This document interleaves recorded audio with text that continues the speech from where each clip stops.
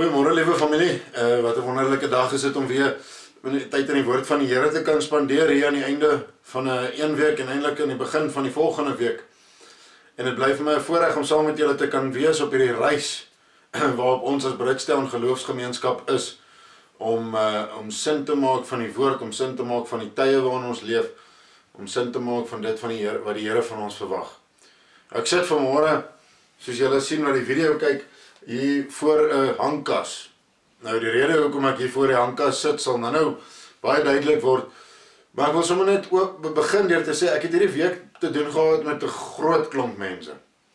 Met mense wat verskillende sienings oor verskillende goeters gehad het. Mense wat pro-inperking, teen-inperking, ek weet nie, alle te pro hierdie beleid en teen hierdie beleid.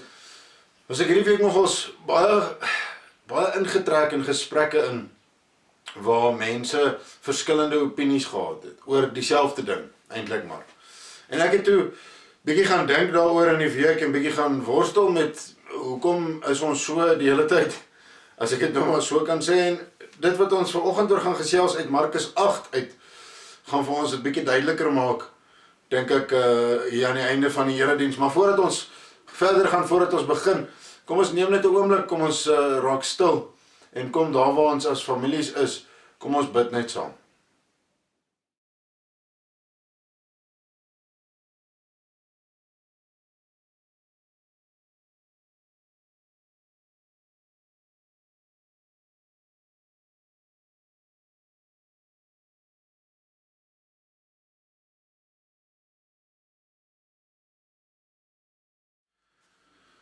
Amen.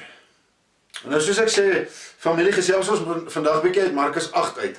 Ons gesels uit Markus 8 spesifiek verse 31 tot 33 en ons gesels rondom die tema en 'n vraag wat ek aan elkeen van julle stel vanmôre: watter jas dra jy? Nou ek wil vir ons lees hier uit Markus 8 uit wat sê: Jesus het hulle toe begin leer dat die seun van die mens baie moet ly, dat hy deur die familiehoofde en die priesterhoofde en die skrifgeleerdes verwerp moet word en doodgemaak moet word en 3 dae later moet opstaan. Hy het met hulle hieroor reguit gepraat. Toe het Petrus hom op sy geneem en hom begin berispe. Hy het egter omgedraai na sy disippels toe gekyk en vir Petrus berispe. Moenie in my pad staan nie, Satan, het hy gesê. Want jy dink nie aan wat God wil hê nie, maar aan wat mense wil hê. Dit is kragtige woorde van Jesus af hierso in hierdie vers. Nou dit wat Jesus op aarde gedoen het en gesê het veral 2 ongelooflike uitstaande kenmerke vir ons vanmôre. In die eerste plek was Jesus bekend vir sy bondigheid, sy so tot die punt prediking, sê 'n ding net soos hy is en gaan aan. Sy grootste preek wat ons lees, die bergrede in Matteus 5 tot 7, lees ons in 8 minute. Die bekendste gelykenis van die verlore seun in Lukas 15, kan ons in 19 sekondes lees. Jesus som gebed op in 5 sinne. Gebed op in 5 sinne. En Onse Vader in Matteus 6. In Lukas 23 red hy iemand se siel met 1 sin. Die wet, die totale wet wat hulle geleer is, vat hy saam en som hy op in 3 verse. En alles wat hy vir hulle geleer het, alles wat hy vir die disippels geleer het, vir die mense rondom hom geleer het, almal wat vandag ook nog histories hoor, het hy al daai leringe in 1 sin saamgevat in Johannes 15 toe hy sê, julle moet die mense lief hê soos ek julle lief het. Nou in die tweede plek was Jesus ook bekend daarvoor dat hy gebruik gemaak het van voorbeelde om sy stories te vertel, om sy gelykenisse te vertel en om seker te maak die mense kan dit verstaan. Hy het alledaagse voorbeelde gebruik uit sy omgewing uit wat vir die mense wat vir hom geluister het bekend was. Hy het gepraat van onkruid, van mosterdsaad, van boere, wingerde, skape, herders, diewe en allerlei ander goed wat ons kan opnoem hier vandag. Dinge wat vir sy hoorders, die mense wat daar vir hom gehoor het, bekend was, sodat hulle onmiddellik kon verstaan wat hy sê. Nou ek wil vanoggend as deel van hierdie voorbeelde van Jesus, wil ek hier uit Markus 8 uit vir ons ook so ietsie doen. Wil ek ook vir ons 'n kort gelykenis vertel met voorbeelde uit ons leefwêreld uit. So ek gaan in al 2 sinne van die kenmerke wat ek nou net opgenoem het van Jesus se prediking, gaan ons vandag werk. En ek gaan met 1 of 2 opmerkings net aan die einde afsluit. Nou, die storie loop, dat daar was eendag 'n man met die naam van Jan. Nou, Jan het geleef om mense gelukkig te maak. Dit was sy absolute doel in die lewe. As ander ongelukkig was, dan was Jan ongelukkig. En daarom het hy dit sy taak in die lewe gemaak, om seker te maak dat hy ander mense gelukkig kan hou. Is nie 'n maklike taak nie, want ons weet mos, familie, wat een ou gelukkig maak, maak 'n ander ou weer ongelukkig. Nou Jan het in 'n land gebly, waar almal elke dag 'n jas gedra het. Nou die mense van hierdie plek het nooit hulle jasse uitgetrek nie. En nooit het Jan dit bevraagteken of gewonder hoekom dit so is nie. Hy het maar net altyd gevra, watter jas sal ek dra, sodat ander altyd gelukkig sal wees. Nou Jan se ma was lief vir blou. En daarom het Jan, toe hy nog 'n kind in die huis was, en by sy ma gebly het, altyd 'n blou jas aangehad.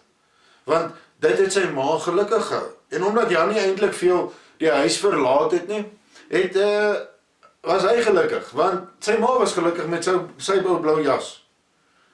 Nou, toe Jan begin groot word, en hy begin werk, het hy sy beste blou jas wat hy gehad het aangetrek, sy ma gegroet en uitgeloop by die deur en homself na die stasie toe gejaag. Groot was sy skok, toe hy op pad werk toe is, dat hy aan mekaar die woordjie sies moet hoor. Hoekom het hy dit gehoor? Want almal in die straat by die stasie het groen jasse aangehad. En omdat hulle duidelik ongelukkig was met Jan se blou jas, was Jan ook ongelukkig. En hy hardloop na die naaste klerewinkel toe, en hy gaan koop vir hom 'n groen jas, en hy trek die groen jas behoor sy blou jas aan. En daar is almal gelukkig rondom hom. Maar nog groter skok het vir hom gewag, toe hy by die werk instap en weer aan mekaar daai woordjie sies moet hoor. Want by die werk het almal weer net geel jasse aangehad. Sy werkgewer, wat vir hom, vir wie hy werk, het gehoor van Jan se groen jas, en hy het hom dadelik na sy kantoor toe geroep, vir hom 'n geel jas uit die kas uitgehaal en gesê, Jan, hier dra ons net geel jasse, trek dit onmiddellik aan. En daar trek Jan maar weer die geel jas, oor sy blou en oor sy groen jas aan. Want nou was almal gelukkig, en hy ook. Nou, hy het vinnig geleer in hierdie tyd, dat dit nie eintlik so moeilik is om almal gelukkig te hou nie.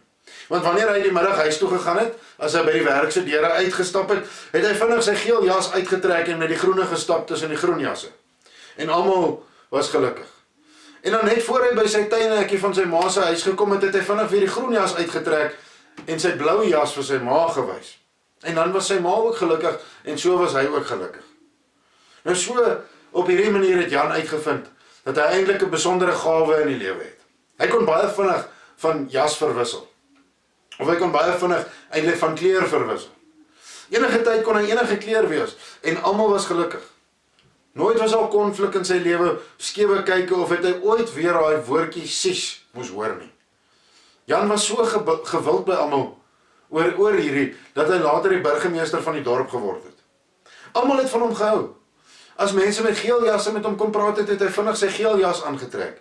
As hy 'n afvaardiging van die blou jasse moes in die gesig kyk, het hy vinnig sy blou jas uit die kas uitgehaal. En selfs met die groen. Almal het van Jan gehou. Want die geel jasse het gedink Jan is hulle man, want hy dra dan nou altyd 'n geel jas. Die groenes het gedink Jan is hulle man, want hy dra nou altyd 'n groen jas aan. En die blou jasse het gedink hy is hulle man, want hy het altyd 'n blou jas aan. Want daar was hierdie eendersheid tussen hulle, want daar waar ander geel en groen jasse gedra het, was Jan nou ons nou deel van die blou jasse, of deel van die groen, of deel van die geel jasse. Jan was net soos elkeen van hulle.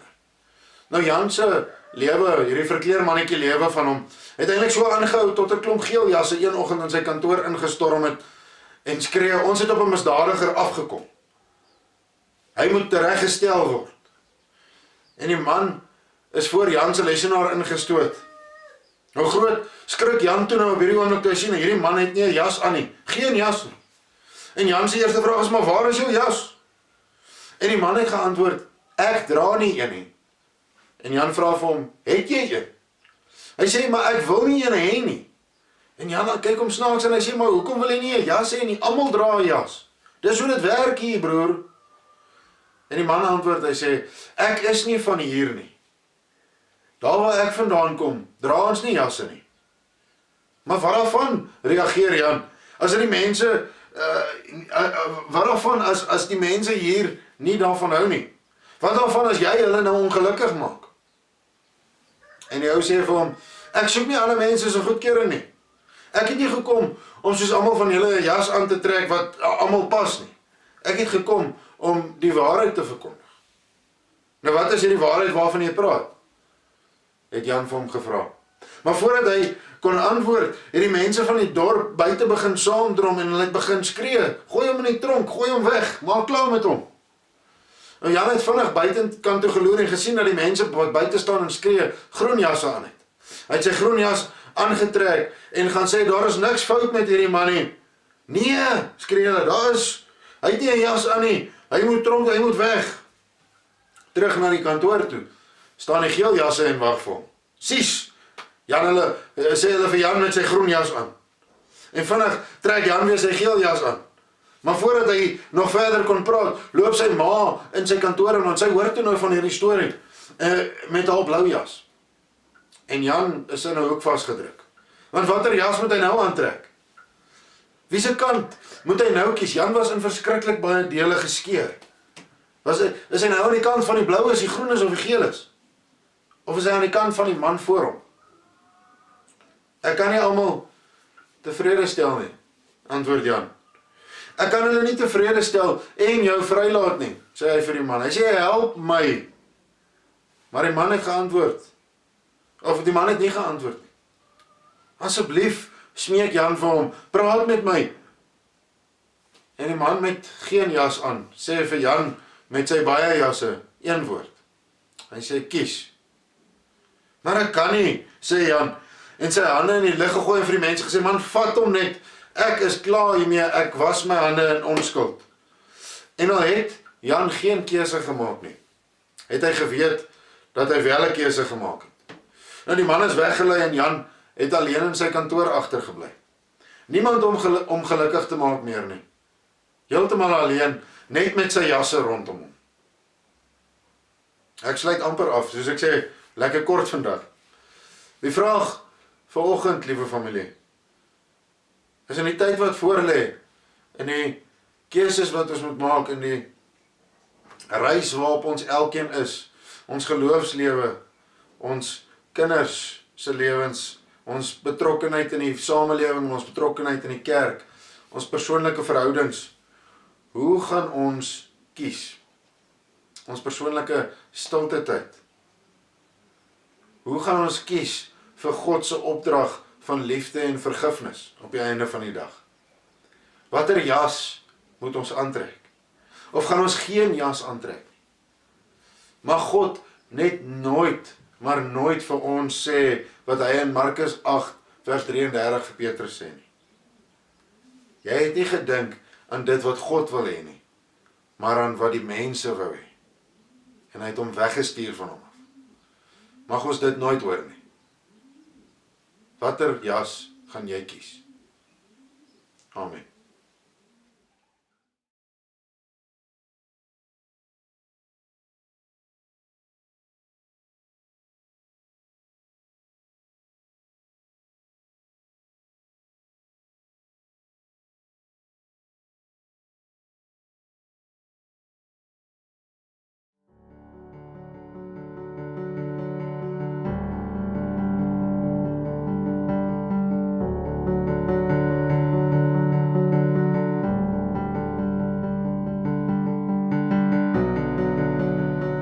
Ek glo.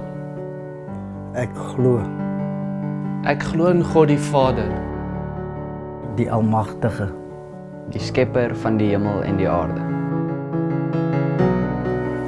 Ek glo in Jesus Christus, sy enige gebore seun, ons Here, ons Here, ons Here,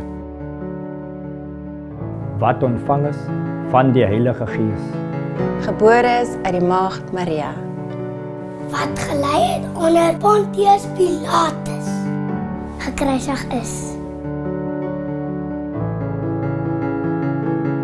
en terwyl hy neergedaal het, wat op die derde dag weer opgestaan het uit die dode. en wat opgevaar het na die hemel. En sit aan die regterhand van God, die almagtige Vader. Vanwaar hy sal kom om te oordeel. Die wat nog lewe En die wat reeds gesterf het. Ek glo aan die Heilige Gees. Ek glo aan 'n heilige, algemene Christelike kerk. Die gemeenskap van die heiliges. Die vergifnis van sondes. Om te vrees. En 'n ewige lewe. Amen. Amen. Amen.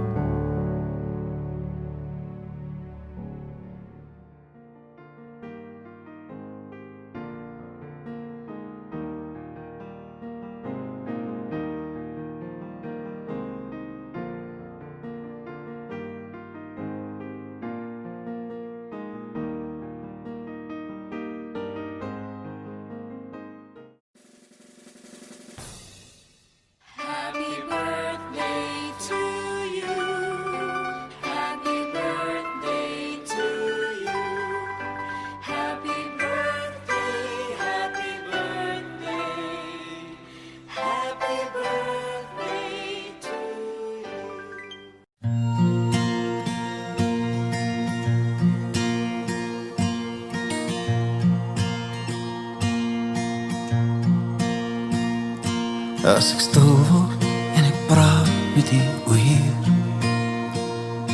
voel my hart so leeg, ek smag om te probeer. En ook dikwels voel ek so verward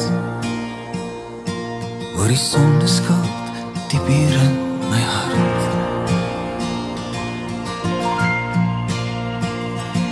Ek's 'n man wat weet waarin ek glo, en ek weet, my hulp is net van bo. Maar o Heer, ek het alweer geval, en ek bid, U moet my weer kom haal. Vergewe my Here, as ek bely, ek sal my lewe aan U toewy. Vergewe my Here, maak my vry, om U te dien met alles binne my. Vergewe my Here, as ek bely, ek sal my lewe aan U toewy. Vergewe my Here, maak my vry, om U te dien met alles binne my. Ek weet die Here het my stem gehoor, hy het my vergewe, hy het my gebed verhoor. 'n wonderwerk het nou met my gebeur. Ek behoort aan U, my God, ek sal U eer. Vergewe my Here,